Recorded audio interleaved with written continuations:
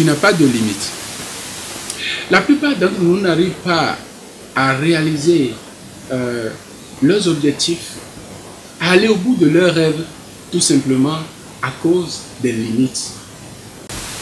Et je suis en train de parler des limites d'ordre mental, essentiellement.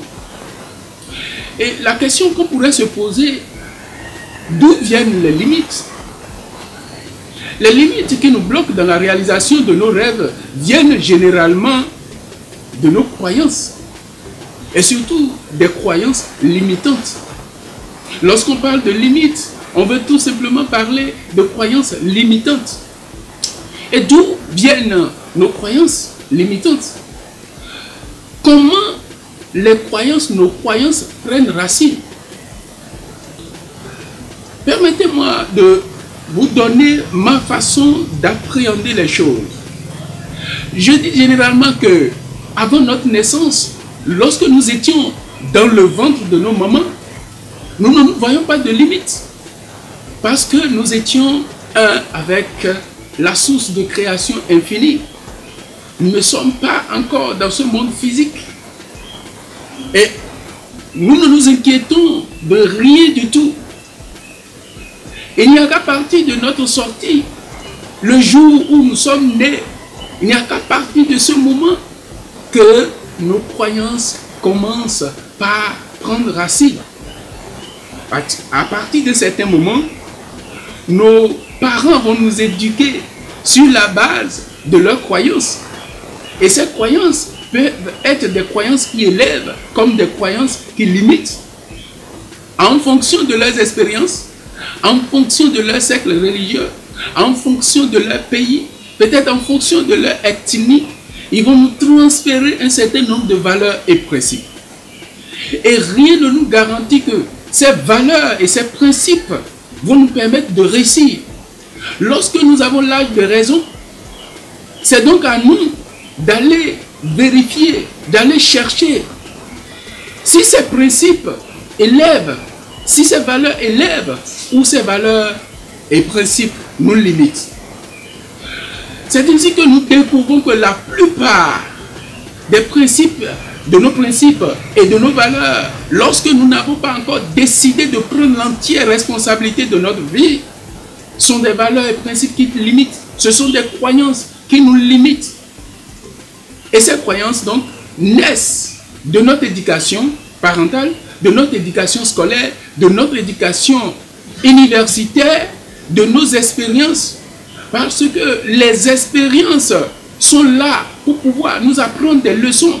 Que nous ayons eu du succès ou que nous ayons eu un échec ou des échecs. Nous devons apprendre des leçons. Mais la plupart d'entre nous n'arrivent pas à apprendre les bonnes leçons. Et chacun peut donner l'interprétation qu'il veut à l'expérience qu'il a eue.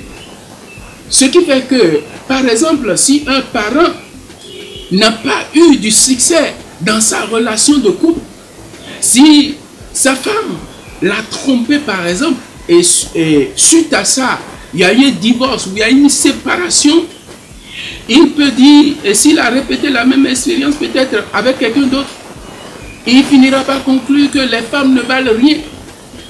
Ou s'il a entrepris et que ça n'a pas marché, il va conclure peut-être que l'entrepreneuriat, ça ne marche pas.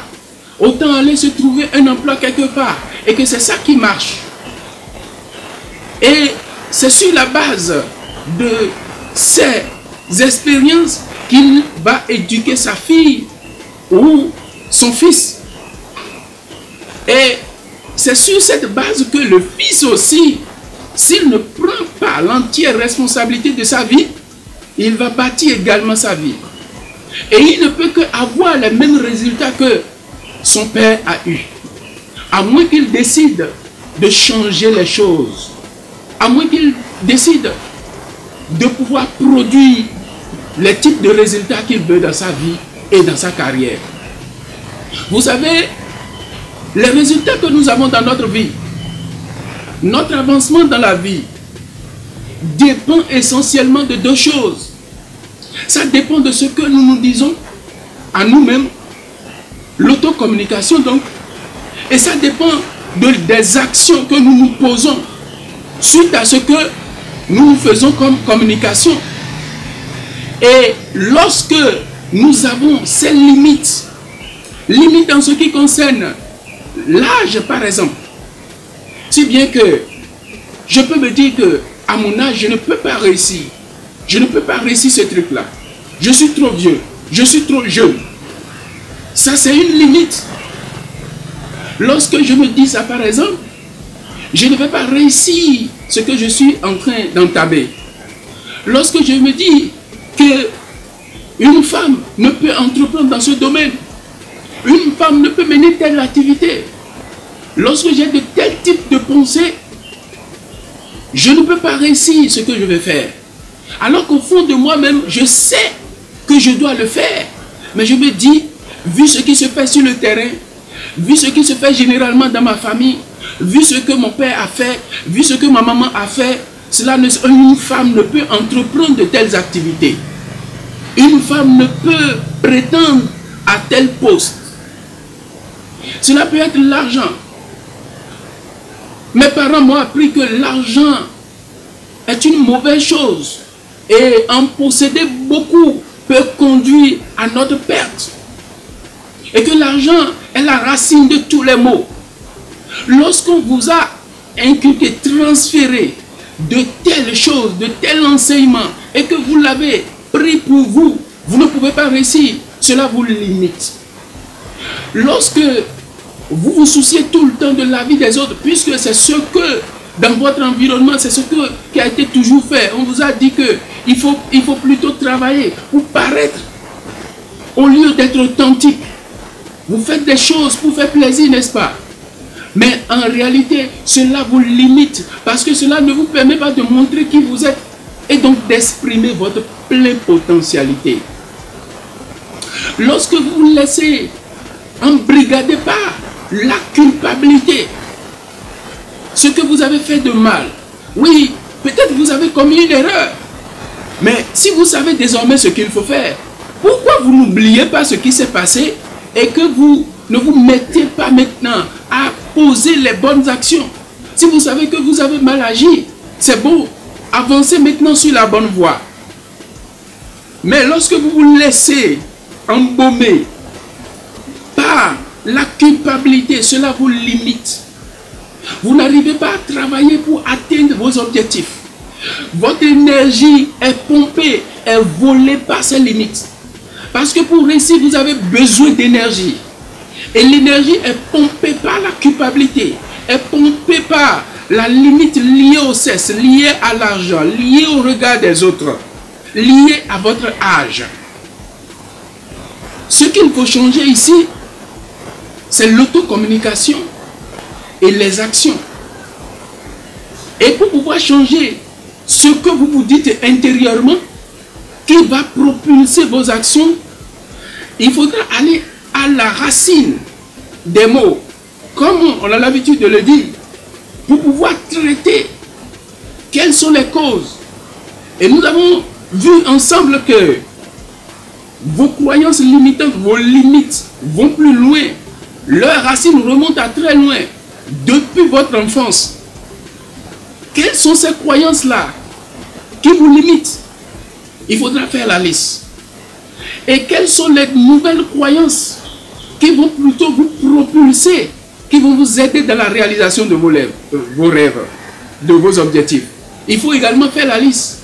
Et maintenant, commencez par vous dire des choses, formuler des phrases à partir des croyances qui peuvent vous propulser. J'ai l'habitude de me dire, Gildas, tu es quelqu'un de fort, tu es quelqu'un de merveilleux, tu peux y arriver. Durant toute mon enfance, on a semblé me dire tout le temps que je ne valais rien du tout. Et que j'allais toujours être à la queue. Que j'allais toujours faire choisir, j'allais toujours avoir du moins la mauvaise part. Il a fallu que je commence à retourner, à commencer par me dire, désormais, tu peux y arriver. Tu es un champion. Ce qui fait que la plupart du temps, Quand je me lève le matin, je dis à mes deux fils, c'est qui les champions? Et ils me répondent, moi. Et on le dit 3 fois. C'est une manière pour moi de commencer par leur communiquer quelque chose de fort. Même si pour le moment, ils ne perçoivent pas le sens. C'est une manière pour moi de leur dire que vous pouvez y arriver. Si vous décidez, vous pouvez y arriver. Vous en avez la force, vous en avez la puissance. Parce que Dieu est avec vous et Dieu vous aime. Dieu est avec toi, Dieu t'aime. Il est avec moi, il m'aime aussi. Et nous avons cette puissance-là qui a créé tout l'univers en nous. Mais nous ignorons tout cela. Je ne dis pas que ça serait facile. Non, ce n'est pas gagné d'avance. Mais tout va commencer par vos croyances. Tout va commencer par ce que vous vous dites. Quelle est votre communication interne? Quelle est l'autocommunication que vous vous faites? Cela va impacter vos actions et impacter vos objectifs. Impacter vos rêves. C'est ainsi que vous pouvez travailler chaque jour à votre bonheur et à votre excellence. D'ici là, continuez de travailler à votre excellence et vivez dans l'excellence.